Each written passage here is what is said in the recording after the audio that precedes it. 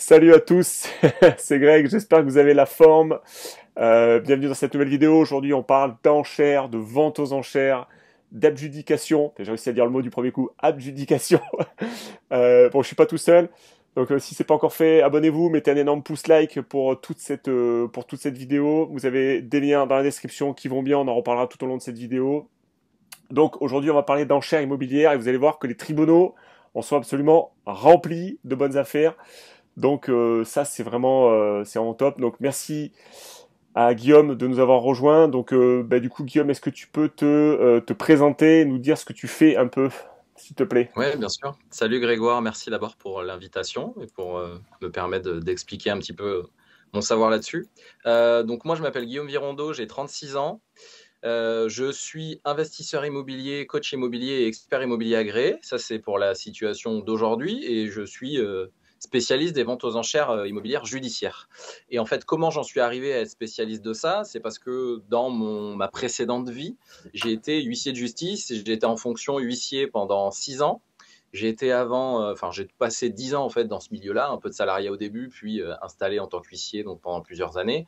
Et donc, les ventes aux enchères judiciaires, en fait, je m'en suis servi d'abord professionnellement. J'ai vu passer un peu plus de 150 dossiers en tant qu'huissier de justice, parce que l'huissier, c'est un maillon essentiel des procédures de vente judiciaire. On intervient pour décrire le bien et pour tout un tas d'étapes. On aura l'occasion d'y revenir tout à l'heure. Et ensuite, moi, j'ai changé de vie. À partir de 2019, j'ai commencé à me poser des questions parce que j'étais plus du tout bien là où je me trouvais, même si j'étais associé dans une belle structure sur le papier avec 8 autres associés. On avait une cinquantaine de salariés. Voilà, j'étais là où je voulais être dans mes ambitions les années d'avant, on va dire. Et malgré tout, je me suis rendu compte que j'étais malheureux. Je prenais plus aucun plaisir à faire ce que je faisais. Et l'arrivée de mon fils, ça a été un véritable révélateur en fait début 2019 où je me suis dit, je ne veux pas rester dans cette situation parce que d'abord, je travaille beaucoup, 70-80 heures semaine. Je veux du temps à consacrer à ma famille, à mon petit garçon, du temps et de l'énergie à lui consacrer et du temps de qualité. Et je veux aussi ne pas montrer l'exemple d'un papa qui non seulement n'est pas là, mais qui, le peu de temps qu'il passe à la maison, est aigri, triste, malheureux parce qu'il travaille beaucoup, mais pour un job qui ne lui plaît pas ou du moins qui lui plaît plus. Donc, quoi de mieux que l'immobilier pour changer de vie? Et donc, ce qui était dans mes objectifs de vie à long terme pour préparer ma retraite, je me suis dit, je vais l'activer davantage pour essayer de partir le plus tôt possible. Et je me suis donné 5 ans à ce moment-là pour partir. Et le fait est qu'en fait, c'est allé plus vite que ce que j'avais prévu. Et donc, je suis parti plus tôt que ce que j'avais prévu, puisque je suis parti, j'ai vendu mes parts en janvier 2021. Donc, ça fait un petit peu plus de 2 ans là que j'ai vendu mes parts. Et donc, grâce à mes investissements immobiliers, aujourd'hui, sur ma situation immobilière, j'ai 15 lots qui sont valorisés, alors pour le locatif, hein, hors résidence principale, à un peu plus d'1,3 million et donc d'euros. Et voilà, et en partie acheté grâce aux enchères immobilières, puisque après les avoir vus côté juridique, huissier, je m'en suis servi une fois que j'ai vendu mes parts pour investir et trouver des biens ultra rentables, puisqu'il y en a, il n'y a pas que ça aux enchères, mais on peut en trouver. Ok, top. Bon, merci beaucoup pour cette petite présentation. Aujourd'hui, si je t'ai fait venir, c'est parce que tu as écrit un livre que j'ai lu, qui parle d'enchères, comme tu peux peut-être nous montrer. Le voilà, ouais. Qu'on mettra, et il sera en lien évidemment dans la description. Vous pourrez vraiment vous pouvez le récupérer avec grand plaisir. Que j'ai lu, que je trouvais passionnant sur ton parcours, sur le process. Donc en fait, le but aujourd'hui, c'est qu'on reprenne un peu le process de comment un bien arrive aux enchères, de comment nous, en tant qu'investisseurs ou marchands de biens, on peut se positionner pour faire éventuellement des bonnes affaires, parce que je pense que ceux qui nous regardent, c'est un peu ça l'idée, quoi. Et puis on va parler de visite, adjudication, revente, enfin voilà, on va parler des biens occupés, vides ou occupés. Donc on va commencer peut-être par le début. Toi, du coup, tu as déjà une première expérience en tant que commissaire de justice. Alors, pour on se restitue un peu, pour pas qu'on confonde huissier et commissaire de justice, déjà, est-ce que tu peux nous dire un peu la différence? Déjà, on va peut-être commencer par là, déjà. Ouais. Alors la différence, c'est qu'il y en a pas. Il y en a aucune, c'est simplement qu'ils ont changé de nom en fait. À partir de juillet 2022, à partir du 1er juillet, les commissaires-priseurs et les huissiers de justice, les 2 professions, elles ont fusionné. C'est une décision du gouvernement, hein, Ouais. qui était dans les tuyaux depuis un moment et donc on a pris commissaire de justice, commissaire-priseur pardon, on a pris huissier de justice, ils ont fusionné les 2 et ça s'appelle commissaire de justice. Donc maintenant, là où on rencontre un huissier, c'est un commissaire de justice. Mais c'est bien la même profession avec les mêmes prérogatives qu'avant en fait. D'accord, ok.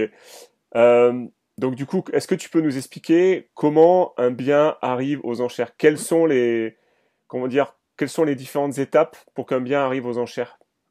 Ouais, alors en fait, il y a 3 procédures qui conduisent les biens à arriver, pardon, aux enchères, à être vendus aux enchères. Donc, alors les étapes, elles vont dépendre un petit peu de quelle procédure. Il y a un tronc commun, à la fin qui est qu'il y a, 2 audiences pour décider de la vente et la dernière qui est celle qui nous intéresse, qui est l'audience d'adjudication, donc l'audience de vente aux enchères.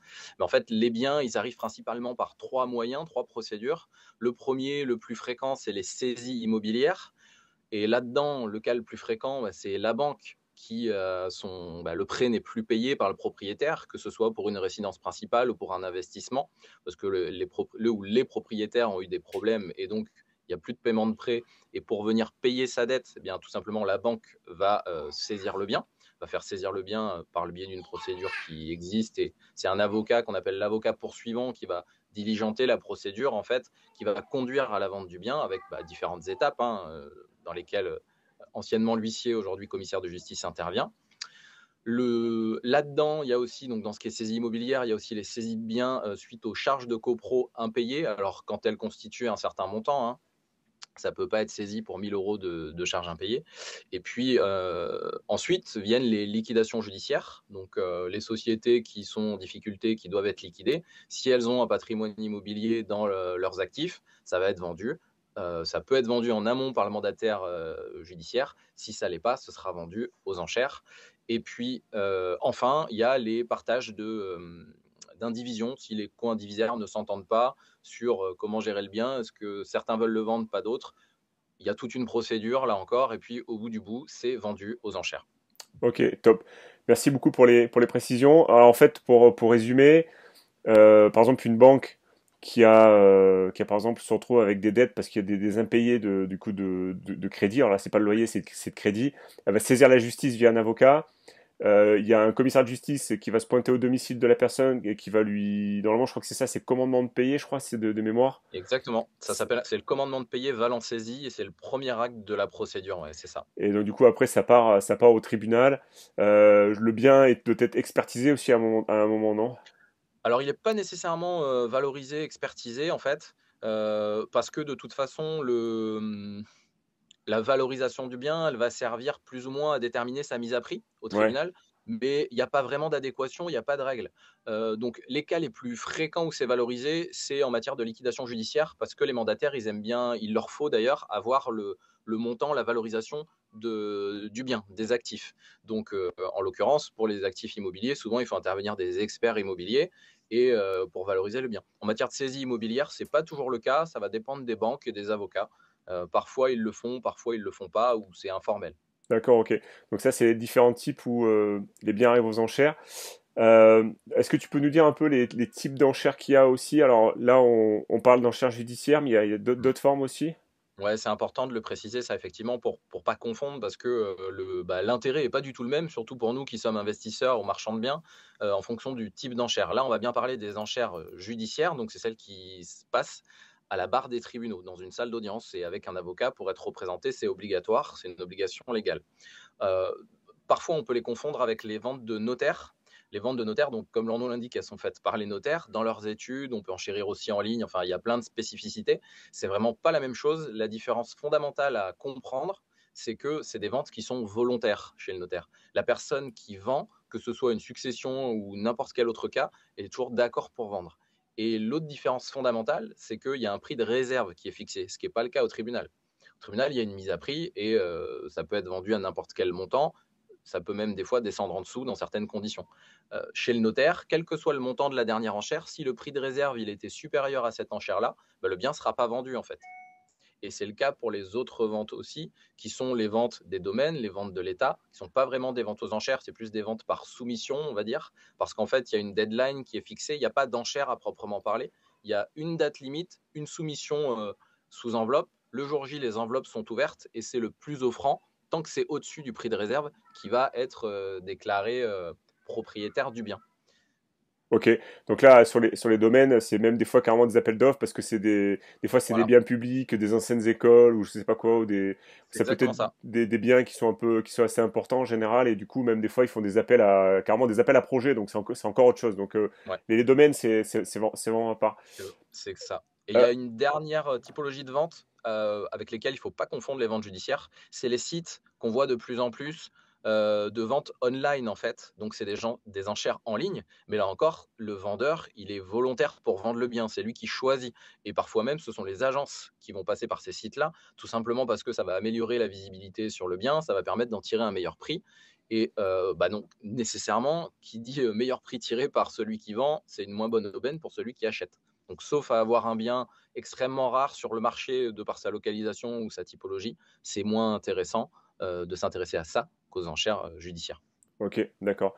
Euh, donc du coup, alors là, si je comprends bien, je vais au tribunal, je dis bonjour monsieur le juge, je voudrais acheter un bien, et du coup, c'est comme ça que ça marche. Est-ce que tu peux nous dire un peu C'est presque ça. c'est Je presque sais ça. pas, t'as vraiment lu mon livre ou Bonjour monsieur le Non, juge, je non, vais une bonne affaire. Non, ça marche pas comme ça. Ah bon. Non, non, ah ça, oui, en ça fait, marche. ouais. Ouais. Donc tu peux nous en parler un peu le processus, bah, du coup, où c'est qu'on peut voir ce type d'annonce, et après comment on fait pour pouvoir faire des enchères en fait. Ouais. Donc, bah, effectivement, la première étape, comme tu l'as dit, c'est d'avoir connaissance des ventes, savoir quels biens vont être vendus et où et quand.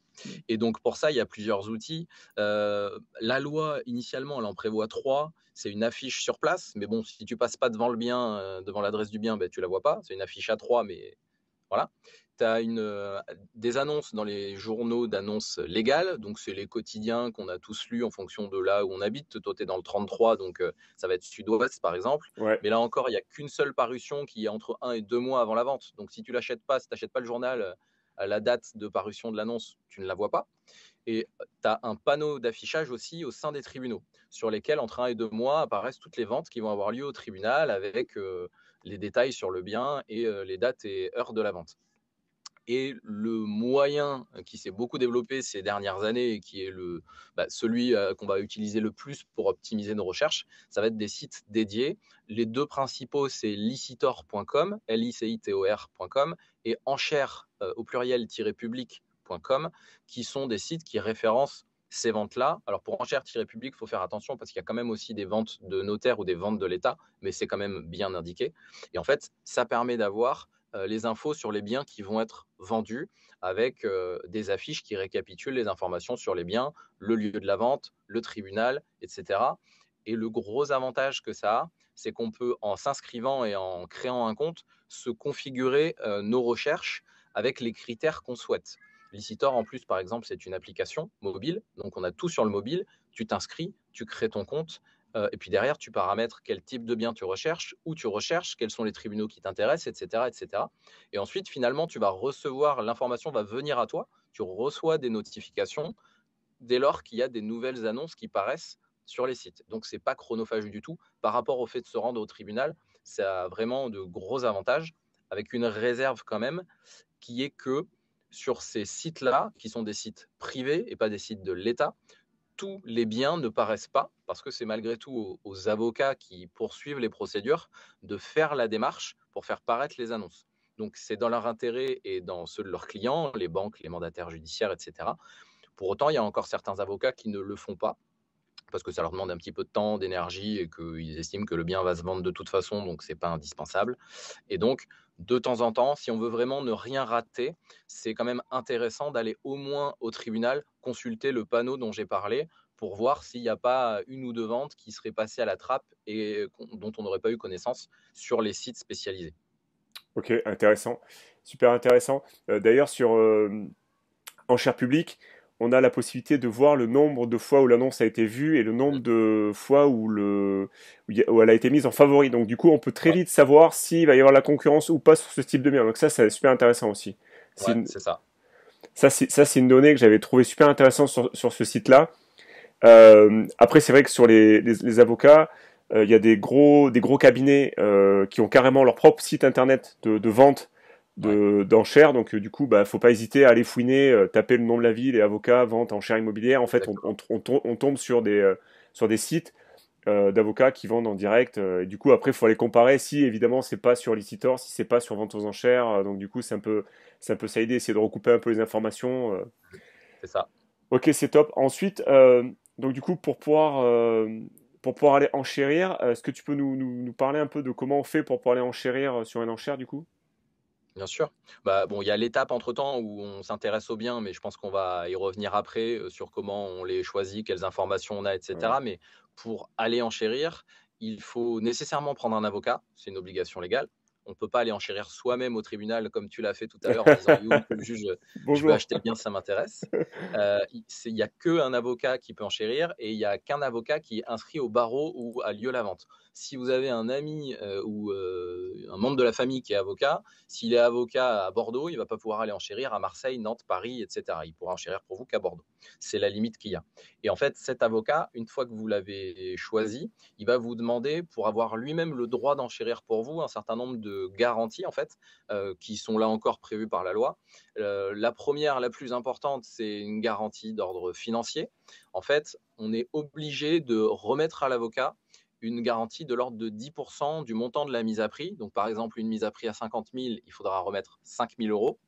La remise, elle se fait sous forme de chèque de banque, parfois par virement si l'avocat l'accepte sur un compte séquestre. C'est tout à fait, c'est pas prévu par la loi, mais c'est OK pour tout le monde et pour les avocats parce que tout simplement ça revient au même. Puis ça évite de se déplacer à la banque pour chercher le chèque de banque. Mm. On peut avoir aussi une caution bancaire irrévocable. Ça, c'est un petit peu plus compliqué à obtenir, donc il vaut mieux avoir le chèque de banque ou le virement.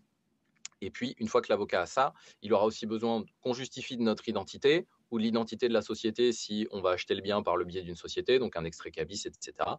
Et il va demander enfin, pour les biens, si le bien vendu est un bien qui est destiné à l'habitation, une, euh, une attestation sur l'honneur qu'on ne fait pas l'objet d'une interdiction de posséder ces biens-là, en fait. Parce qu'il y a certaines condamnations pénales qui interdisent à quelqu'un de posséder des biens pour une certaine durée qui sont à vocation d'habitation. D'accord. Du coup, c'est vrai que bon, on va peut-être un peu vite, mais en fait, quand on trouve un bien qui nous intéresse, donc on veut enchérir, mais du coup, on a quand même des données quand même qui nous sont données, fournies par l'avocat. Tu peux nous en dire un petit peu plus? Ouais, ouais, ouais.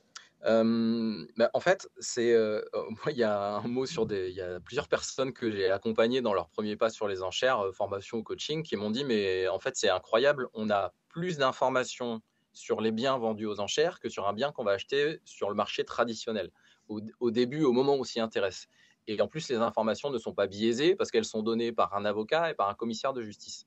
Donc enfin, tous les actes, qu'on a à disposition sont dressés comme ça, donc il n'y a pas le risque que quelque chose ait été caché par un vendeur mal intentionné ou par peut-être l'agent immobilier qui veut vendre le produit parce que voilà.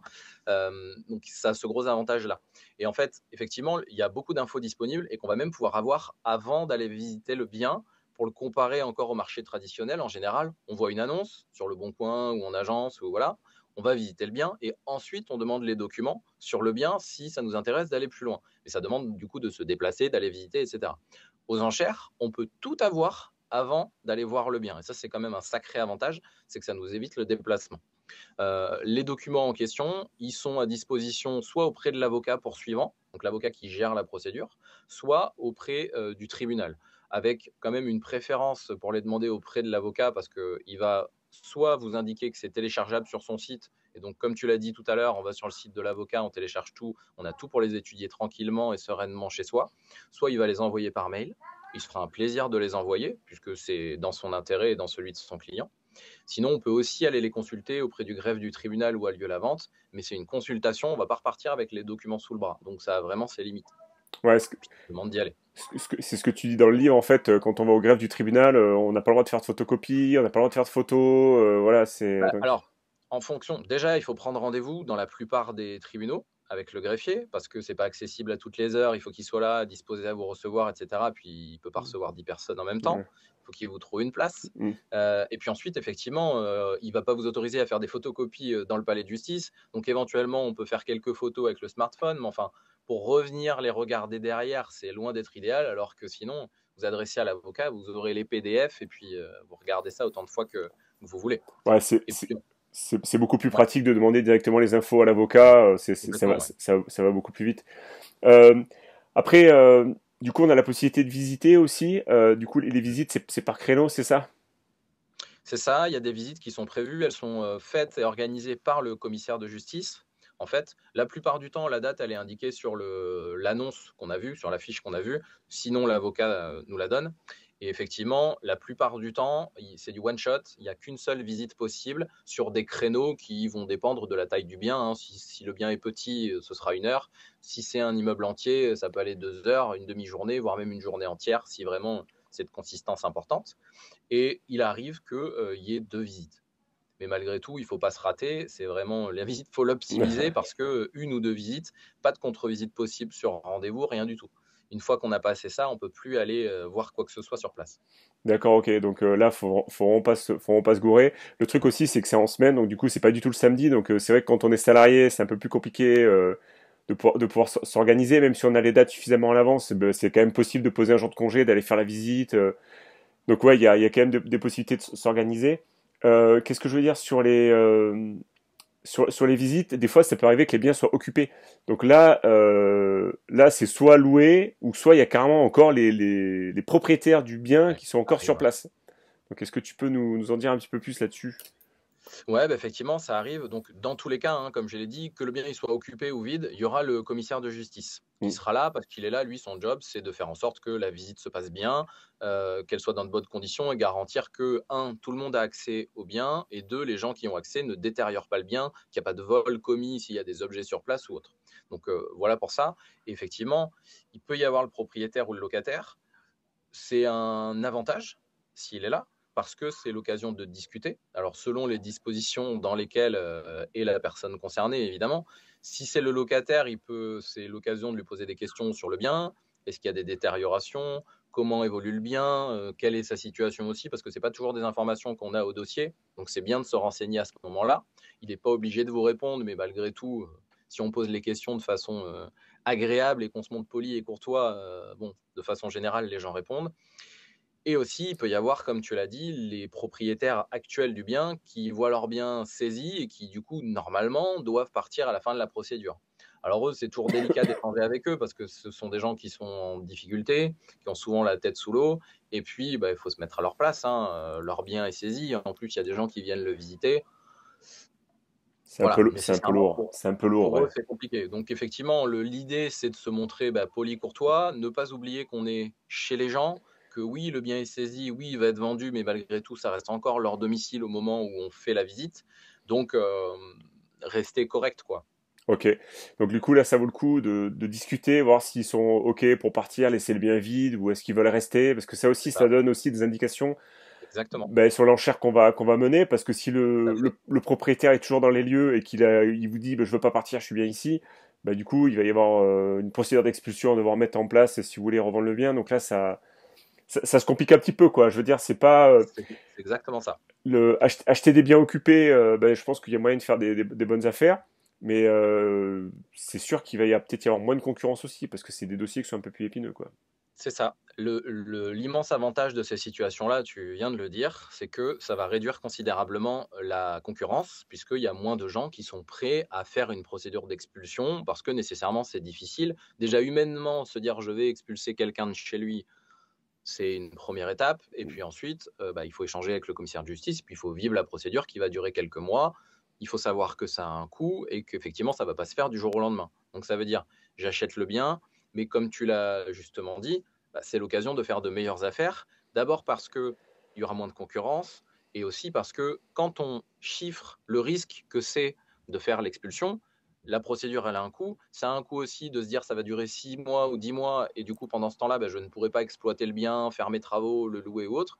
Mais si on l'a anticipé, qu'on l'a chiffré et qu'on fixe notre enchère maximale en tenant compte par rapport à la valeur du bien, finalement, euh, au final, on a tenu compte du problème, on va le résoudre et donc ça reste, on peut très bien faire une belle affaire grâce à ça finalement. Ok, d'accord, mais il faut avoir juste le cœur accroché et être ok avec les procédures. Il faut être OK avec ça et puis l'anticiper, le calculer, c'est ça, tout à fait. Ok, top.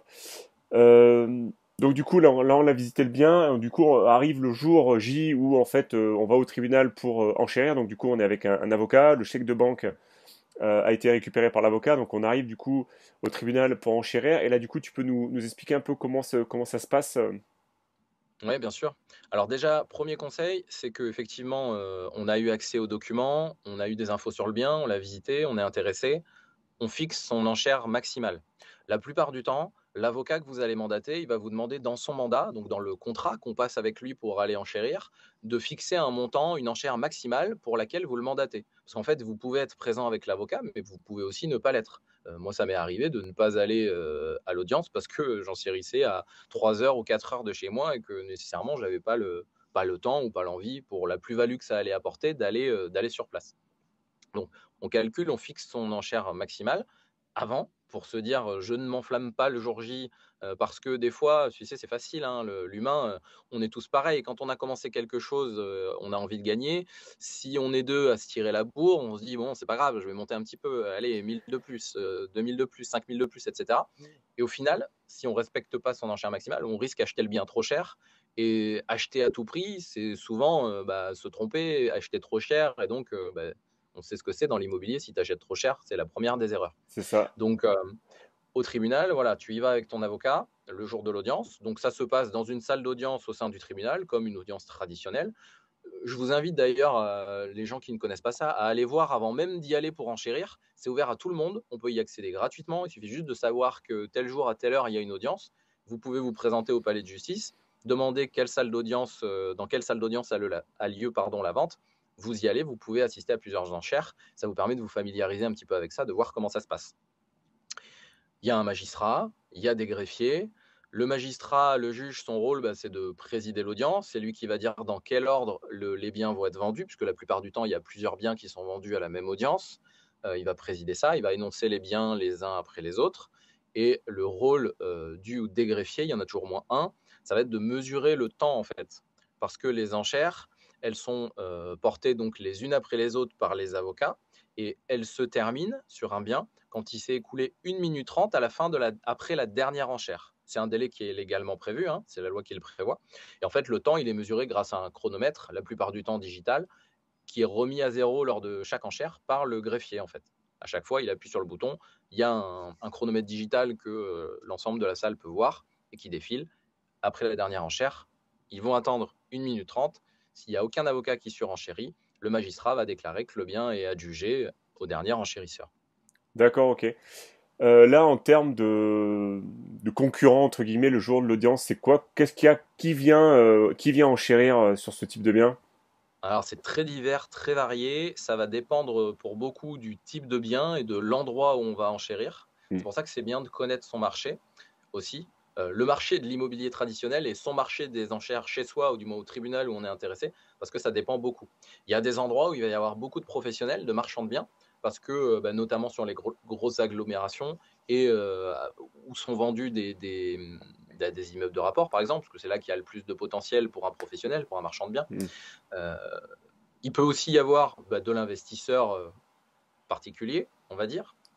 Et enfin, on trouve de plus en plus de particuliers, notamment sur les gros agglos aussi, qui viennent acheter leur résidence principale parce que c'est l'occasion. Les mises à prix sont tellement basses par rapport à la valeur réelle du bien sur le marché qu'en fait, nécessairement, ça interpelle un peu et ça les invite à venir. Et notamment, moi, j'ai eu le cas sur Paris où je ne vais plus du tout tenter ma chance parce que Paris intramuros, surtout les biens à problème, à travaux ou autres, où normalement tu te dis ça réduit la concurrence. Là, en fait, il y en a tellement peu sur le marché que les gens viennent lors des visites avec maître d'œuvre, avec architecte, etc., artisans, pour tout chiffrer, et les biens se vendent finalement plus cher que ce qu'ils valent réellement sur le marché dans l'état auquel ils sont vendus, mais parce qu'en fait, c'est des biens qui ne se trouvent pas ou peu sur le marché, et donc voilà, et puis la différence aussi, c'est qu'un particulier, comme tu le sais, il n'a pas de rentabilité à mettre en face de son achat, donc il est nécessairement prêt à aller plus cher que nous qui sommes investisseurs. Ouais, parce que nous, en tant que marchand de biens ou en tant qu'investisseur, on cherche une rentabilité ou une marge. Et voilà.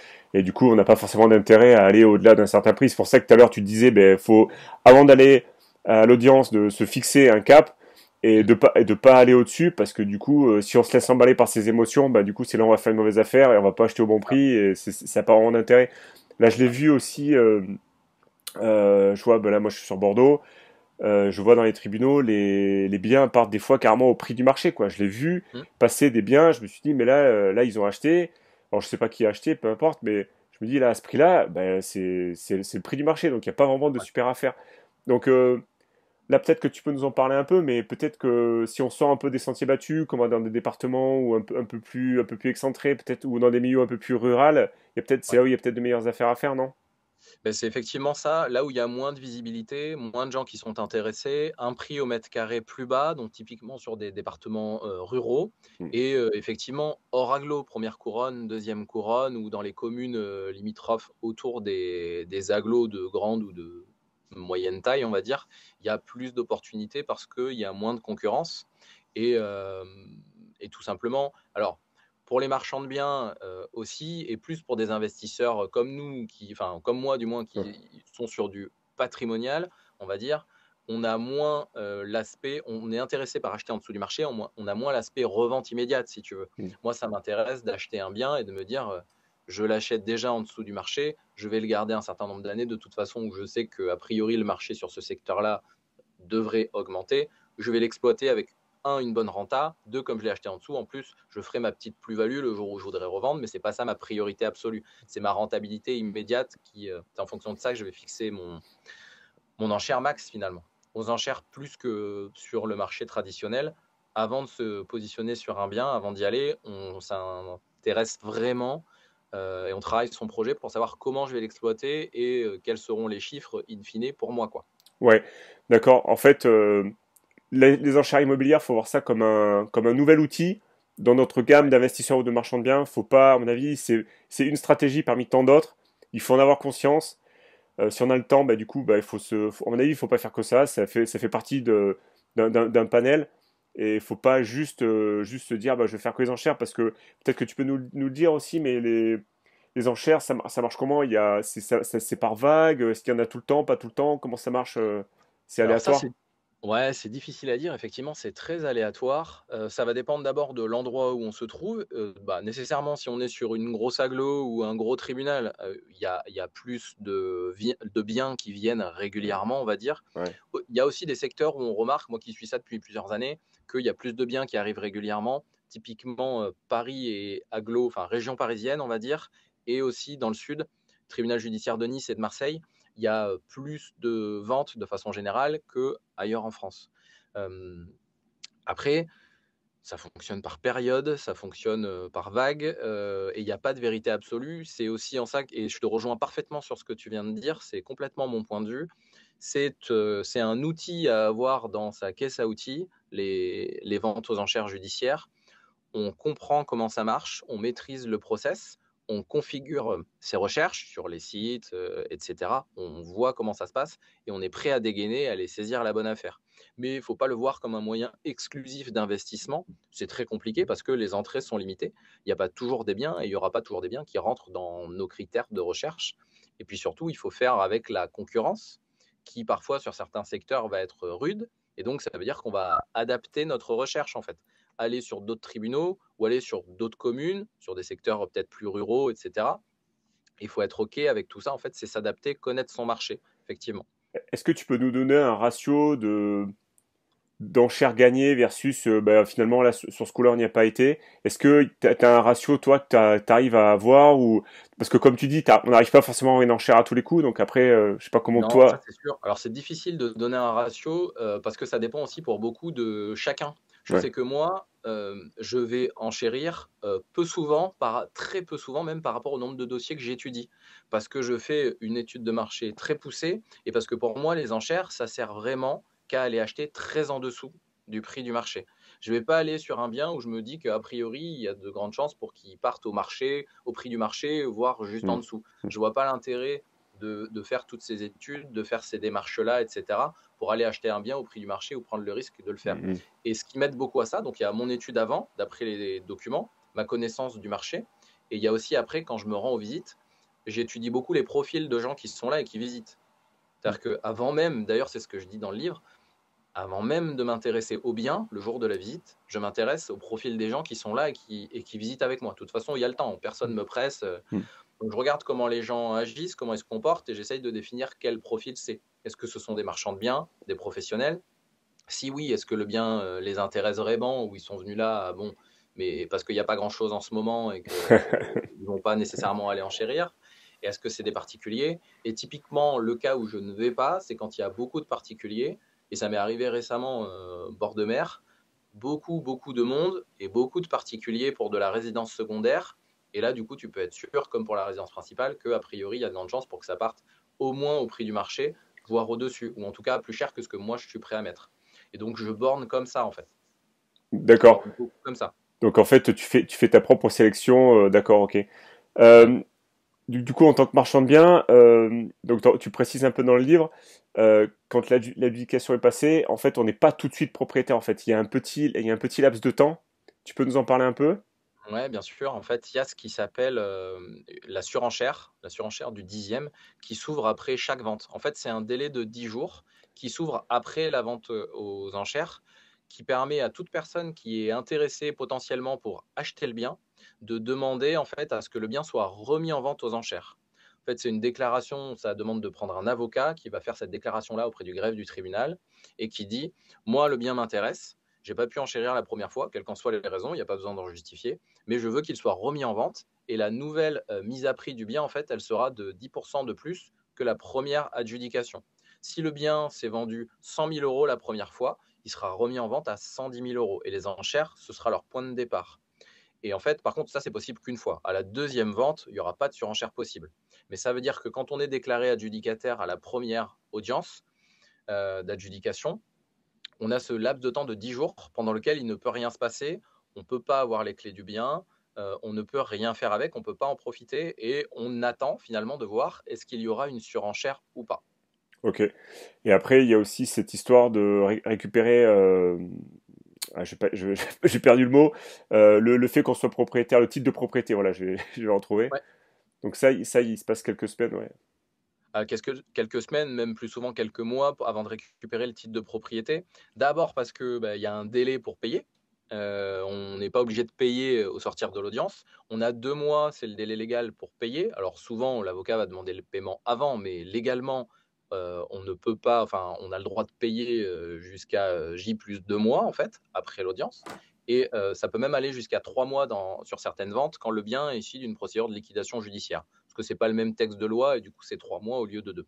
Mais il faut retenir ce délai de 2 mois-là. C'est le délai qui permet aussi de faire appel à l'emprunt bancaire, parce que si on n'avait pas ça, on ne pourrait pas emprunter. Ouais. Mais il faut faire attention parce que malgré tout, 2 mois, c'est à la fois long et en même temps très court. Si on n'a pas prévenu son banquier et si on a un refus de la banque et qu'on doit en démarcher 3, 4 ou je ne sais pas combien, c'est problématique et on va vite arriver au bout des 2 mois. Et donc, on peut se retrouver à payer des intérêts de retard si on paye en retard.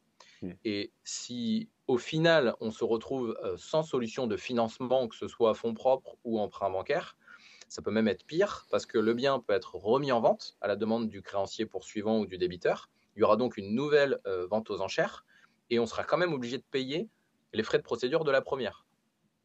Donc on va se retrouver sans bien et à devoir payer des frais de procédure, c'est plusieurs milliers d'euros, mais pour rien à mettre en face. Donc il faut quand même se préparer. Soit on a le cash, les liquidités, et du coup on y va tranquillement, on fixe son enchère et on sait que de toute façon on pourra tout payer comme ça, l'adjudication et les frais.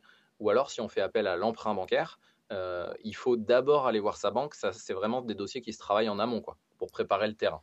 De toute façon, j'imagine bien que sur les premières enchères, enfin, tu vas plutôt conseiller d'aller sur des montants qui sont relativement, essayer d'aller au maximum sur fonds propres pour minimiser le risque. Alors en fait, c'est comme tout, le tout c'est d'être à l'aise avec son risque, Mm. dans l'immobilier, dans l'investissement et Mm. donc effectivement, alors moi j'ai commencé avec, des petits montants et du fonds propre parce que je savais que j'avais pas à me soucier d'aller voir la banque ou autre. C'était mon argent que je risquais et que ça allait pouvoir se faire très vite parce que voilà. Et pour revenir au titre de propriété, puisque c'était ça ta question Ouais. initiale du coup, le titre de propriété en fait, il va être établi donc ce qui vaut titre de propriété quand on achète aux enchères, c'est le jugement d'adjudication avec le cahier des conditions de vente, tous les documents qui sont annexés à ça. Mais pour que le jugement d'adjudication, le tribunal l'adresse à votre avocat, à notre avocat, il faut que l'avocat il ait fait un certain nombre de publicités et de démarches après. Il y a des démarches à faire auprès du tribunal pour justifier du fait que vous avez payé les frais de procédure, vous avez payé ses frais à lui, vous avez payé les droits de mutation aussi, parce que l'État ne vous oublie pas, hein. Ce n'est pas une vente par le notaire, mais il y a une partie de ce qu'on appelle normalement les frais de notaire qui seront à payer entre les mains directement du service chargé de la publicité foncière. Un beau jour, vous recevez un courrier, coucou, c'est nous, vous devez payer les droits de mutation. Pour les marchands de biens, c'est plus faible, comme pour une vente traditionnelle, que pour un particulier. Sur un particulier, ça va être 5, 807%. Et en fait, c'est divisé en trois. Il y en a une partie pour l'État, une partie pour la commune et une partie pour la région ou le département, dans le département. Mais voilà, il faut prévoir tout ça, effectivement, de payer tout ça dans ce délai-là. Et une fois que vous avez tout payé, une fois que l'avocat il a pu faire publier auprès du service chargé de la publicité foncière le fait que vous avez acheté, vous êtes acquitté de tous les droits, etc., il justifie de tout ça auprès du tribunal qui, lui, peut établir le jugement en justifiant que tout est OK, tout a été validé, vous remplissez toutes les conditions pour être vraiment le propriétaire parce que vous avez tout payé sur les sommes que vous deviez, et donc après, vous recevez le jugement. Mais il faut bien compter effectivement plusieurs mois, et ça va dépendre en plus de la rapidité avec laquelle on est prêt à payer en fait. Ouais, et puis tu en parles dans le livre, dans ton livre, ça va dépendre aussi du tribunal où on est, parce qu'il y a certains tribunaux, bah, ils ont plus de travail que d'autres, Et voilà, et donc du coup, forcément, bah, ça va mettre un peu plus de temps. Donc, il faut pas être trop exactement. pressé avec l'administration française, il faut pas trop les brusquer. C'est tout un, c'est tout C'est un ça. délire. Voilà, faut être ok avec ça. Bah, écoute, super, merci Guillaume pour toutes ces infos. Si on a envie de te retrouver, où c'est qu'on peut te retrouver? Eh ben, écoute, il y a les réseaux sociaux d'abord, où je suis sous mon nom et mon prénom, enfin mon prénom et mon nom, Guillaume Ouais, Virondeau. Donc Instagram principalement, où j'essaye de partager, enfin pas que j'essaye d'ailleurs, je partage du contenu régulièrement ouais, en libre accès, des infos voilà, sur les enchères, l'immobilier, les stratégies, etc. Et puis Facebook aussi. J'ai aussi un blog, bah, tu mettras du coup le lien ouais, dessous ça sera dans la description. Ouais. Mm, avec une newsletter en chair où mm. je partage par période, c'est toujours au moins une fois par mois, et en ce moment, c'est même une fois par semaine, des articles sur le thème des enchères, sur certains endroits, certaines techniques, etc. Puis de l'info générale sur les enchères et l'immobilier. Et puis il y a mon livre hein, que tu as Ouais. lu, qui est sorti il y a maintenant 3 semaines. Remontre-le, ouais, si tu l'as à côté de toi. Ouais, ouais, ouais. Donc il s'appelle Enchères immobilières, les secrets pour réussir et s'enrichir. Il se trouve, vous pouvez l'acheter sur mon site directement. Il y a une page exprès pour l'acheter. Vous pouvez l'acheter sur Amazon, et bientôt aussi, il sera disponible chez Cultura et Fnac. Ok, et Voilà. si on n'est pas trop à l'aise avec les enchères, est-ce que tu proposes un peu d'accompagnement aussi? Ouais, alors j'ai formation vidéo et coaching Ouais, avec un package global où il y a plus de 4 heures de contenu vidéo, où du coup c'est vraiment tout saccadé par module pour aller de A à Z, maîtriser la procédure, mettre en place des stratégies, construire son dossier bancaire, et puis tous les à côté, quoi, être vraiment à l'aise avec tout ça, où je partage mes expériences professionnel huissier, expert immobilier, pour faire une étude de marché aussi correcte et bien estimer le bien, et parce que c'est quand même super important malgré tout. mm, Et puis à côté de ça, donc en fin de formation, il y a 3 heures de coaching quand les gens veulent, pour que je les aide tout simplement à dépasser leurs limites s'ils en ont, blocage psychologique ou autre s'ils ont besoin de ça pour avancer, faire leurs études de marché, définir leurs enchères maximales aussi, comprendre leur marché vraiment là où ils ont besoin. Une fois par trimestre, je fais un coaching de groupe aussi, 3, 5 personnes. Et là, c'est des profils variés, mais souvent, c'est de l'investisseur un peu avancé ou du marchand de biens qui me sollicite. Et du coup, c'est 5 séances d'1 heure et demie où voilà, on bosse, c'est un peu format mastermind.